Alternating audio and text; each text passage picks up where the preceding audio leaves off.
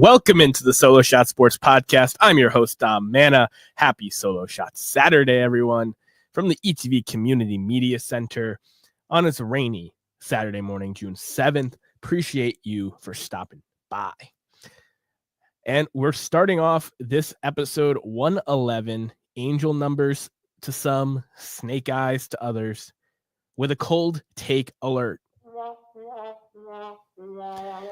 That is right. I talked about Trout returning from injury and being worried about his ability to even reach the milestones of 2,000 hits and 500 home runs when at the peak of Trout's powers, it was looking like a guy that could push 3,000 and 700. Since Mike Trout has returned from injury, granted, small sample size, 8-game hitting streak, 476 batting average, 1 home run, 5 RBIs, 3 runs scored. That's a 125 OPS plus on the season, 476 batting average, slugging 667 with a 1206 OPS since returning from the injured list. Baseball is better when the great players are being great. And Mike Trout still has these stretches of ability, which should be able to help him get to those 2,000 and 500 home run, respectively, categories. Now, he's only been playing DH, but he has been working pregame and post in the outfield, and they expect him sometime in the middle of this month to return to playing right field, at least occasionally. At first, they might ease him in, and then by the time July and August run around, the dog days of summer, Mike Trout will be playing in the outfield more often than DHing. But Mike Trout is truly one of the best players of this modern era. He's plays for a team that does not win consistently. And I'm just really happy that he's back to pair with, Logan O'Hoppe and Zach Neto to break out young stars this year, as well as all the other pieces on the Angels team that are likely to be trade deadline assets that are playing well, the Jorge Solers of the world, as well as the Yusei Kikuchis of the rotation. Those kind of guys could get dealt and bring in some more talent around the legend himself, Mike Trout. So very happy to see him back. Very happy for my cold take of worry that he still has these elite stretches in him and potentially elite seasons left in the tank, which is very, very promising for the game of baseball. Another thing that was a super big bright spot in the game of baseball. You're not reading this wrong, folks, here on the lineup card. The Rockies didn't just win their 10th game, but they swept the Miami Marlins. The Rockies have a sweep this season. Unreal. So happy for that fan base. So happy for those players. It had to have been demoralizing being on this team so far this season. And when you're up against a team of not necessarily as bad, but of similar caliber, like the Marlins, you have the opportunity to win the games. You play your heart out, you win those games. So the Rockies ended up having a 3-game sweep of the Miami Marlins, which brings their season record to a whopping 12-51. After starting the year 9-50. This Rockies team is not going to have a lot to cheer about this season. I've tried to be nice as much as I can for a team that's been historically this bad. To lose 50 games before you win 10 is unreal. But this Rockies team has a sweep under their belt, and hopefully it's some momentum for these young players to continue to fight and progress against the odds the rest of the season. Like I said, the dog days of summer are coming up, and Rocky baseball needs to get things rolling and just be more competitive. But the real angel numbers is out in Seattle, because part of the reason why I picked them to miss the postseason was I didn't believe in their offense. They didn't go out and add a Pete Alonso or add power to this lineup with Randy Arozarena and Julio Rodriguez, who are both good players, but kind of inconsistent at the top of it. And lo and behold, Cal Raleigh, who was pretty much the only source of power in the Mariners offense last season, is on an absolute tear. He is hitting .269 this season with 24 home runs and 7 stolen bases. For reference, 7 stolen bases is already a career high. 24 home runs is 10 less than he had last year with 34 home runs. He's currently has an OPS of 1013. He is an MVP candidate behind Aaron Judge. You could argue that he is the second most important player in the American League right now. And to put things into perspective, because Cal Raleigh is in a rare air right now, that his 3.6 WAR so far this season, in 61 games, he has 24 home runs, which leads baseball. 49 RBIs. He's on pace for 64 home runs and 125 RBIs. Unreal. He does strike out a decent amount, as a lot of power hitters do in today's game. 72 strikeouts already in 61 games. But if you're hitting 268, on base 377, slugging 638, a 194 OPS plus at the catcher position while providing gold glove defense, calling a game for one of the game's best rotations, Cal Raleigh is putting himself in another stratosphere from one of the best catchers in the game, which isn't, a hard list to crack into. It's a very short list of catchers that are everyday difference makers. To Cal Raleigh might be unlocking a new level that puts him on the Hall of Fame track. He's 28 years old, already has 117 career home runs. And putting things into single season perspective right now, there are only 8 such seasons in baseball history with 40 plus home runs from the catcher position done by 7 men. The GOAT Johnny Bench has done it twice. Cal Raleigh's 34 home runs last year was tied for the 20th most in history last year. And he's on pace for 64, which would not only be the most ever by a catcher. Salvador Perez said it in 2021 with 48, blowing that out of the water. But 64 clean would also break Aaron Judge's American League single season home run record. I don't think he's necessarily going to get there, but even if he regresses in the dog days of summer throughout the rest of the year, I highly expect for Cal Raleigh to hit 50 plus home runs this year, which not only is amazing for his career trajectory, and like I said, putting him on the Hall of Fame path, but I expect him to become one of the best hitters in the game. And despite how good he is defensively behind the plate, by the time Cal Raleigh hits 30, so in the next couple years, I don't expect Cal Raleigh to be a full-time catcher anymore. I expect him to start learning first base or playing DH in Seattle, because this is a team that has desperately needed power and this kind of hitter in its lineup. Seattle is where home runs go to die. It's not a power-friendly park. It's why you see a lot of guys struggle on the road there, or guys that sign there or get traded there, their power numbers go down. It's a reverse course field in a lot of ways. It's a pitcher's park. But Cal Raleigh, it doesn't matter. It's not slowing him down. He's right at the top of the league with Shohei Ohtani and Aaron Judge for home runs. And if he can be this kind of hitter from age 28 through 34, 35, that puts him in another stratosphere of catcher ability, and just a really, really fun player that is becoming one of the game's brightest stars. Here at the Solo Shot Sports Podcast, we need to throw it back down the third baseline to this day in baseball history. And June 7th had a range of possibilities. On this date in 1920, Hall of Famer Ed Roush fell asleep in center field during a long argument that persisted in the infield during a game.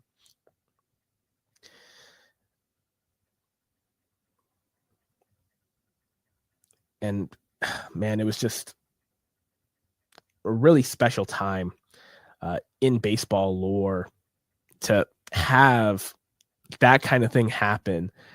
You hear all those kind of stories from back in the day, and it's just crazy that kind of thing can happen uh, in this day in baseball.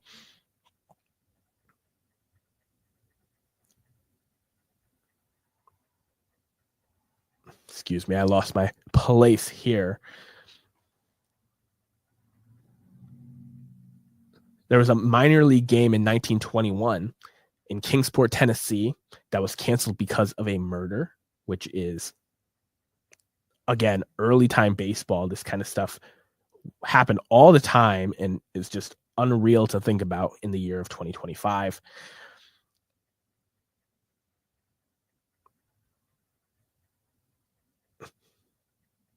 There were firings, there were great games. Joe DiMaggio, in his first at bat since April 29th on this day in 1939, hit a triple. Roy Campanella stole home in an extra inning win for the Dodgers on this date in 1954.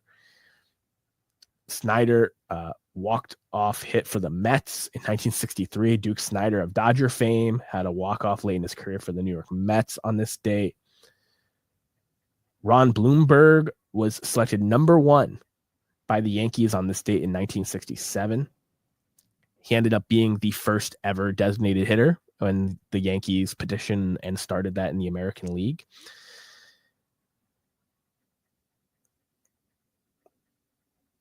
But I think the most ridiculous story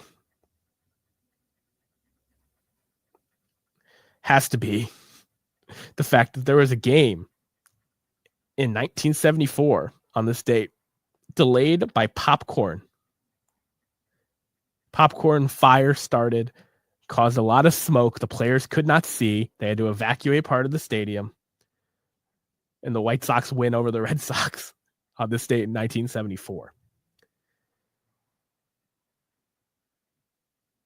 Steve Garvey became the 5th player to play 1,000 consecutive games in the history of the sport. Steve Carlton surpassed Nolan Ryan in the all-time strikeout chase. Nolan Ryan obviously would get a second win and repass Carlton. But all this stuff happened on June 7th in baseball history. But the player that deserves the most love today, on this date in 1977, the Chicago White Sox selected Harold Baines with the number 1 overall pick in the June draft. Now, Harold Baines is not necessarily considered Hall of Fame by many people, but more so Hall of Infamy. His 38.7 career WAR mark is actually the demarcation line that is celebrated by the J. Hay Kid over on Baseball is Dead, the 38.8 club. When a player reaches that, they have more WAR than Harold Baines, who is a Hall of Famer, and obviously puts them on the Hall of Fame path.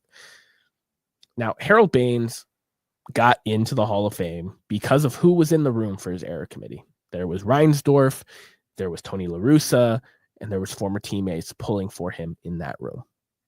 But Harold Baines made that ballot in the first place because Harold Baines had a fantastic career. 2,866 career hits. If he had 134 more hits, nobody would be talking about Harold Baines as a laughable Hall of Famer. 384 career home runs, a 289 career hitter. He was a 6-time All-Star, won a Silver Slugger.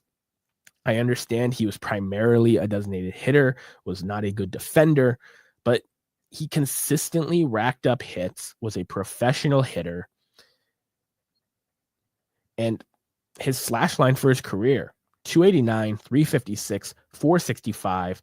That's a 820 OPS, a 121 OPS plus. So during his career, which spanned from 1980 all the way till 2001, he was 20% better than the league average hitter. And that's in an era where a lot of players were using steroids and performance-enhancing drugs. I'm not saying Harold Baines is the most deserving player in the Hall of Fame, but if you really want to have this conversation, you can dig into a number of players, many that were also selected by era committees, that have less WAR and less career statistics and achievements than Harold Baines. Harold Baines, number 1 overall pick, nice guy, designated hitter. They wanted to get him into the Hall of Fame before David Ortiz and Edgar Martinez. And they had the right people in the room. They got it done. There's nothing anyone can do about it. I will celebrate Harold Baines as a Hall of Famer.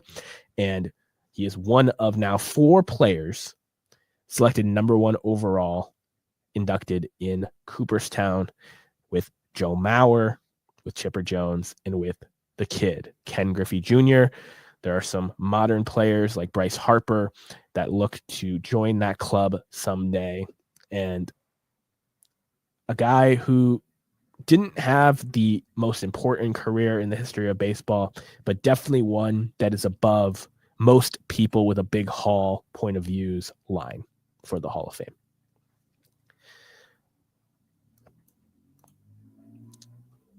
And speaking of a big Hall, he's back, people. Marcus Semien, in his last 6 games, he's hitting .611, 3 home runs, 5 RBIs, 8 runs scored, 2 stolen bases. Marcus Semien got off to such an abysmal start this season that I didn't even want to look at the box score anymore. This is a guy that I've talked about as the most underlooked Hall of Fame candidate in the modern game.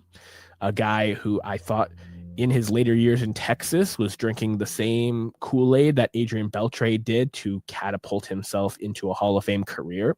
When Adrian Beltre first signed with Texas, nobody was talking about him as a future Hall of Famer. And he compiled some amazing statistics during his time in Texas and ended up being in the Hall of Fame. Now, Marcus Semien's not going to be someone that gets to 3,000 hits and 400 plus homers like Beltre did. But Marcus Semien, based on his trajectory up until this year, was someone that was going to be well above the Baines line in terms of WAR. He's currently at 46.4 career WAR. I thought he was going to break the rule of 2,000 hits. He has 45 hits so far this season, 1,550 for his career. And I thought he was going to break my line of demarcation for home runs at 300. Only 152 players in the history of the game have 300 plus home runs. He has 244 right now, 6 on the season, 3 of which have came in his last 6 games. He's finally hitting over the Mendoza line at 210, and he's been a positive WAR player because of his defense. He's a former shortstop that plays a fantastic second base. He's been moved down in the Rangers lineup. The Rangers as a whole have been disappointing so far this year. I'm so happy to see Marcus Semien starting to play like himself again.